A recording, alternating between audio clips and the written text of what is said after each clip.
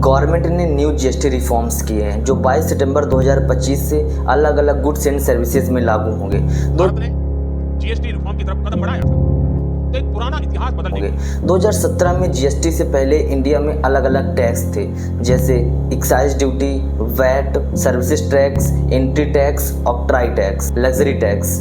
लेकिन 2017 में गवर्नमेंट ने इन सभी टैक्सेस को हटा के वन टैक्स सिस्टम अप्लाई किया, जिसे जीएसटी कहते हैं। जीएसटी लागू करने के लिए 30 जून की रात खास समारोह, सेंट्रल हॉल में राष्ट्रपति और प्रधानमंत्री समेत कई नेता करेंगे शिरकत। 1 जुलाई से देश भर में लागू।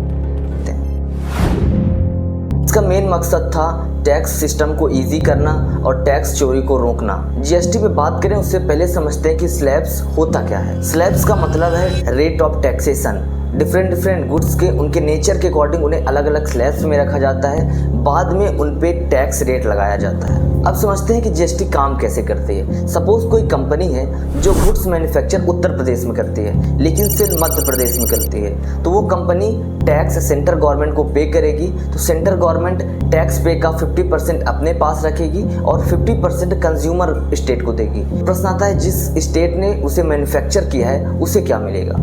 इसके लिए दो रास्ते हैं। पहला, इंट्रा स्टेट कंजप्शन, मतलब स्टेट के अंदर ही गुड्स का कंजप्शन हो रहा है। जब 2017 में जीएसटी लागू हुआ तो कुछ स्टेट्स को डर था कि उनका रेवेन्यू कम हो जाएगा। इसके लिए गवर्नमेंट ने एक कंपनसेशन सेस बनाया, जिसमें सीन और लग्जरी गुड्स में एक्स्ट्रा टैक्स लगते हैं, उनके लिए एक अलग फंड, एक अलग अकाउंट बनाया गया जो ये डायरेक्ट टैक्स जो होते थे उसी में जाया करते थे। उसके बाद सेंट्रल गवर्नमेंट स्टेट गवर्नमेंट्स को दे दिया करती थी। कंपनसेशन सेस ऐसे काम करता था कि सपोज कोई स्टेट का टारगेट है कि 1 ईयर में 100 करोड़ का रेवेन्यू जनरेट करना है। अगर वो 80 करोड़ कर पाता है तो 20 करोड़ गवर्नमेंट कंपनसेशन सेस से उन्हें देती थी। अब बात करते हैं न्यू जीएसटी रिफॉर्म्स की। किन किन गुड्स पर न्यू जीएसटी रिफॉर्म्स काम करता है और स्लैब्स कैसे कम हुए हैं। जीएसटी काउंसिल 56 बैठक में 2017 के बाद सबसे बड़े चेंजेस किए गए हैं, जिसे गवर्नमेंट ने जीएसटी बचत उत्सव और जीएसटी 2.0 का नाम दिया है। मकसद है टैक्स सिस्टम को इजी बनाना और लोगों पर टैक्स का बोझ कम करना, जिसके कारण परचेजिंग पावर बढ़े,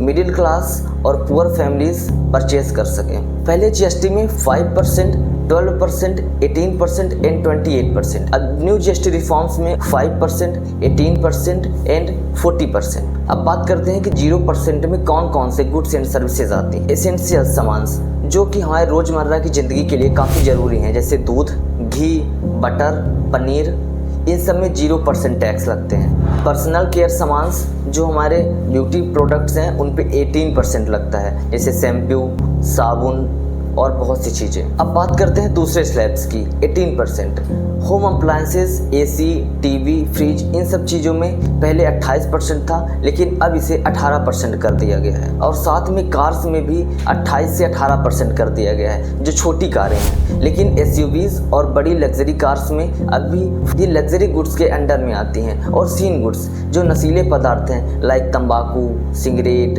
वाइन्स, इनमें अभी 40% का टैक्स लग रहा है। तो एक प्रश्न आता है कि अगर कंपनियों ने अपने गुड्स एंड सर्विसेज के प्राइस बढ़ा दिए तो गवर्नमेंट का जो टारगेट है कि मिडिल क्लास फैमिलीज को सस्ते में प्रोडक्ट्स देना है, तो फिर क्या होगा। इसके लिए अपने निर्मला ताई ने सभी कंपनियों को वार्निंग दी है कि गुड्स एंड सर्विसेज के प्राइस नहीं बढ़ाने हैं। ये फ़ायदा हमारे कंज्यूमर्स के लिए है, ये फ़ायदा सिर्फ उन्हीं को होना चाहिए। अगर आपको वीडियो पसंद आई तो डू सब्सक्राइब। जय हिंद।